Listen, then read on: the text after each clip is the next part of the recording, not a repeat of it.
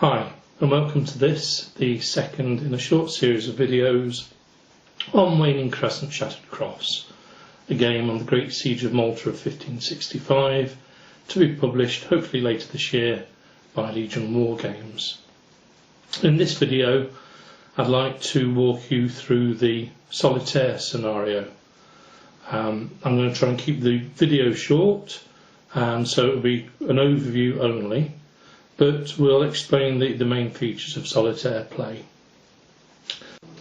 The scenario sees you, as the Turks, with a force of just over 14,000, consisting Janissaries, Spahis, Ilyars and levies, seeking to eject around 1,000 knights, men-at-arms and levies from St Elmo. Historically this took around 5 weeks. If you can better that, then you win. If you fail to better it, then play again and see if you can establish a personal best. All components that you see in this game are playtest only, so the quality will be far better in the final production version of the game. What you see here, the situation here is the Christians have been set up in Fort St Elmo. There's a semi-random setup in the scenario instructions. Basically you have 250 men in each of these positions and 100 men in the remainder. Also at the start of the scenario you roll dice to see what level of damage there is to various points on the fort. You'll see when we did the setup here, 2 of the areas of the fort weren't completely ready at the time the assault begins, and so they have breach markers, level 1 breach here and level 2 breach here. Each side initially gets 8 cards to play with. These cards will be played either for their event or will be played to allow actions to be undertaken. As the Turkish player, I've played 5 of my cards to allow me to bring my initial force on down this route here, placing control markers as I go, and then establishing the force just in front of the fort walls here. En route I've dropped off a basilisk, a very large caliber gun, which has now got St Elmo within its short range. With that Turkish phase complete, the player now controls the Christian force using a Christian specific sequence of play and a series of flowcharts or bots. The first thing that happens with the Christians is they get 4 additional cards, bringing their hand up to a total of 12. If in drawing these cards they draw an end of week card, then they return that to the deck and draw an additional 2 cards. Once they've completed drawing the cards, they place to one side any combat cards in their hand and then inspect the remaining cards. If there's a potentially beneficial event card, then they play one of them at random. If there isn't, or once they've played that card, then they use their remaining hands to take actions. The hand that I drew for the Christians contains 7 combat cards, so they're to one side. There are no event cards in my hand that would potentially have a beneficial effect, so that leaves me with 5 for actions. The first thing that the bot requires is that if there are enemy units within range, that they're fired upon. So that's the first action that I'll take. The bot handles the situation where I may have more potential targets than I've got cards to use to fire at them with, or where I've got more cards than potential targets. It will tell me to randomly select the cards in that case. Once I've played a card, in this instance fire the one at the one potential target I've got, then I need to look at the combat cards, 7 combat cards that I put aside, and see if any of those will benefit the Christians within the ranged fire. In this instance, the Christian hand contains 2 potentially beneficial cards that will affect range combat, and I selected randomly the sniper card, so that's the one that will get played, and that I'll see as resolving the combat 1 column in the Christian's favour if I roll successfully. The men-at-arms in that stack contribute a total of 6 fire factors. This gets a massive multiplier due to the fact they're firing from a fort into the open, a target in the open, and they get a column shift because of the combat card that was played. On the combat results table, anything but a 1 or a 2 will see a Turkish casualty. Unfortunately, I rolled a 2. That ineffective shot cost the Christians 1d3, I rolled a 1, of their limited supply. They start with 5 supply points in St Elmo, so that's consumed 1 of them. Next, having done the compulsory single allowed shot there, then with my remaining cards, of which I've now got 4, the bot requires me to try and repair any breaches, and you'll see we have 2 breaches here, so 2 cards will be played to repair those. Each card will repair 1d3 minus 1 breach points. The roll here was successful. I rolled a 3, minus 1 is a 2, so both the breach points there were repaired, and the single breach point here failed to be repaired, and I place on top of it a breach repair attempted marker because only 1 such attempt is allowed per week. So I now have 2 Christian cards left in the hand. The bot will use these to reinforce the area adjacent to the Turks. If I've got any units within 2 reachable tactical zones of an Ottoman force, there is a 50% chance that half of the units in that stack will move to reinforce the area under threat. Having made the rolls, no units moved from here. This 1 unit moved from here, and the bot again controls the quality of troops that move.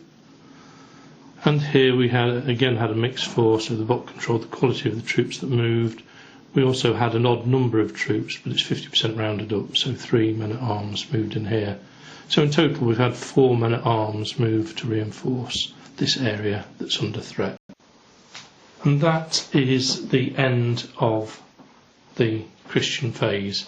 They've got 6 combat cards still, so they remain in their hand, and play now returns to the Ottomans, who will draw 4 cards and decide which actions they want to take.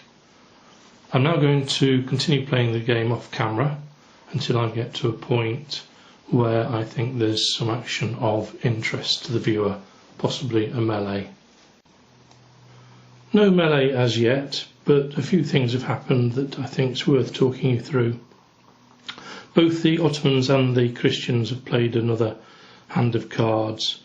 The Turks drew just 3 cards. They're playing quite cautiously because as soon as they draw an end of week card, then the week ends, and for them it's a race against time to take Fort St Elmo, so they want to achieve as much as they can within each week.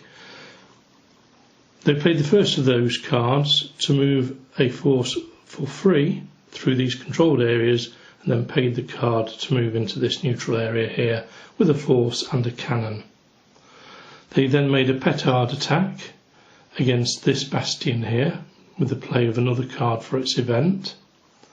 That was ineffective, however. Then they played the 3rd card to fire the basilisk at the same target. This caused a level 1 breach. The Christians then drew their mandatory 4 cards. There were no new combat cards drawn, and there were no weekend cards drawn. They played 1 card for its event, which was the elimination of an Ottoman foraging party. This was resulted in the loss of a levy from the forces not yet in play, so the Turks removed one of those. Then they played a random card to again fire from here against this target. This time it cost them 3 supply, so quite expensive. However, they had 14 strength points, which, with the benefit of firing from the fort into the open, put them on the optimum column on the CRT. Because there was no potential benefit from playing their remaining hidden battery combat card that we saw earlier, they kept it in their hand, they didn't play it. Being on the ultimate column of the CRT, that caused a mandatory loss of a unit from this stack here, and the Turkish player removed it from the largest contingent in the stack, which was the Spahis. The Christians then played another card to repair the breach that had been created here, and that was successful. I've also placed a breach repair marker here. You may remember we repaired this previously. I should have placed a breach repair because a repair has been attempted, even though it's successful, it cannot be attempted again in the same week. That left the Christians with 1 card left. The bot required them again to see whether they reinforced this area that's under threat, and there were 3 potential areas that could do that, but only 1 card. So a dice is rolled to randomly select the source of the reinforcement, and it was from this area here. There was a 50% chance of reinforcement.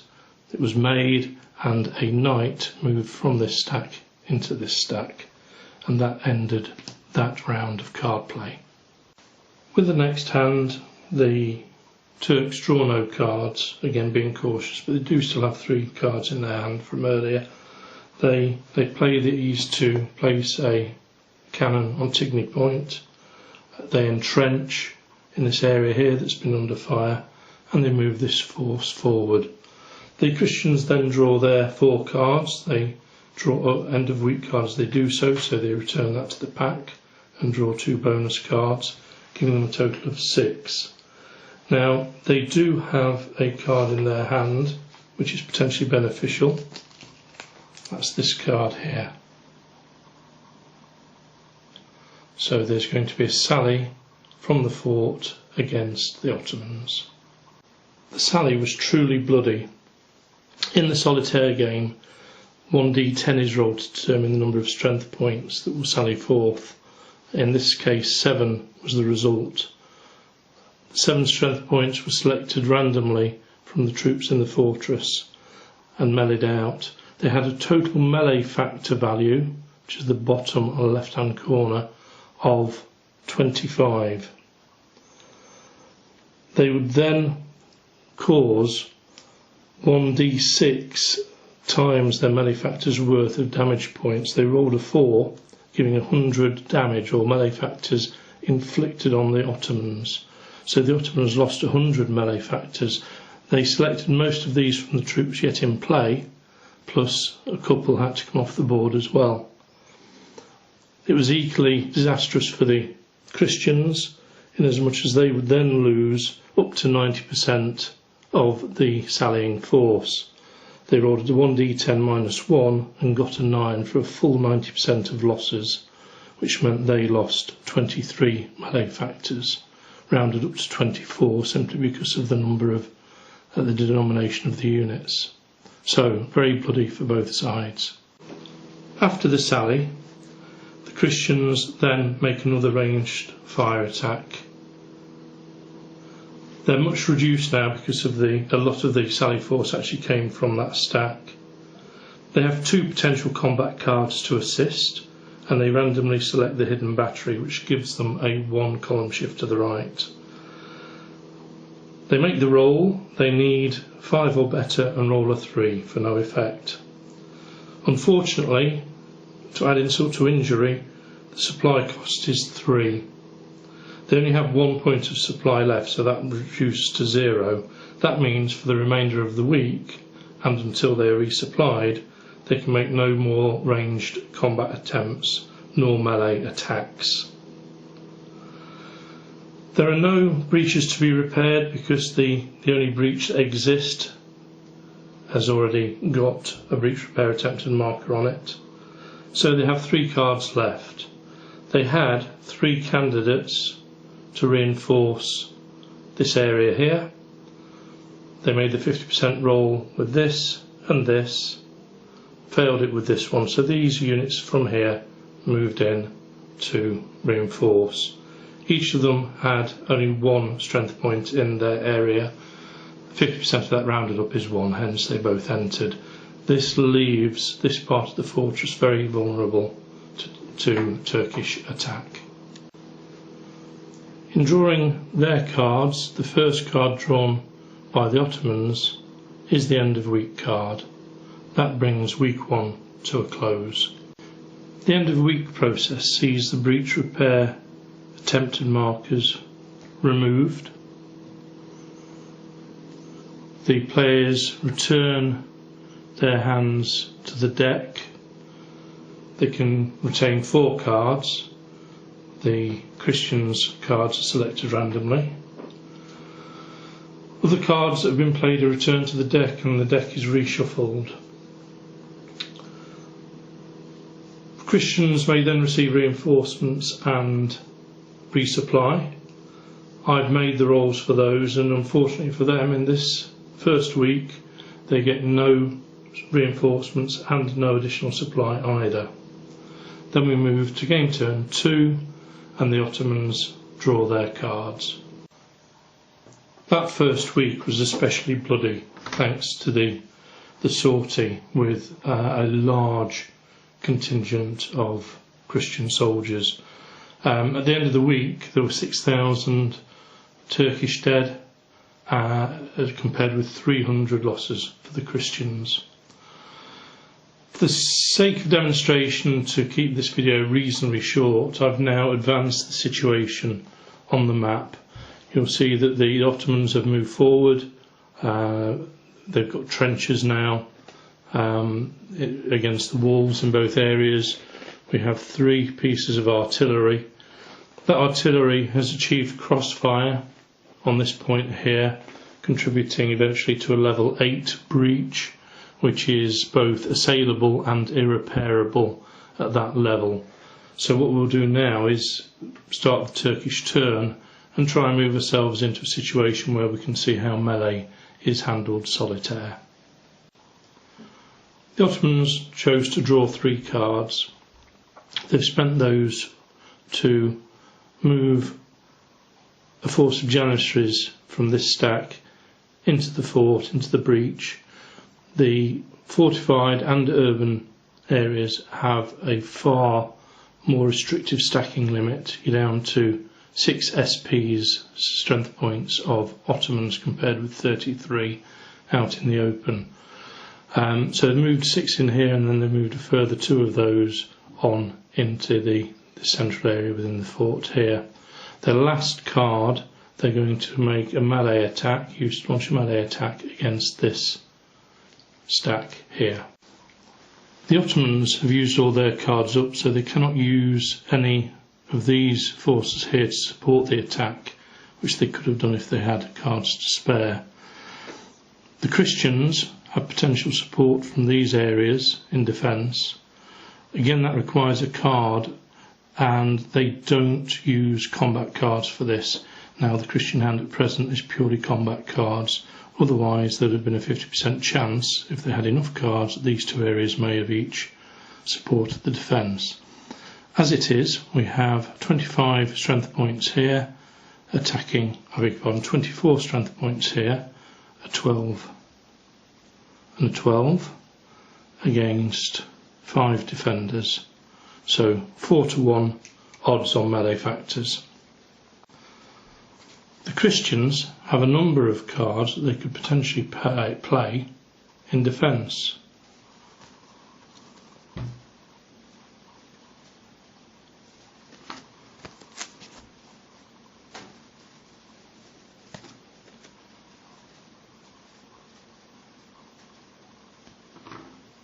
They therefore select one of them randomly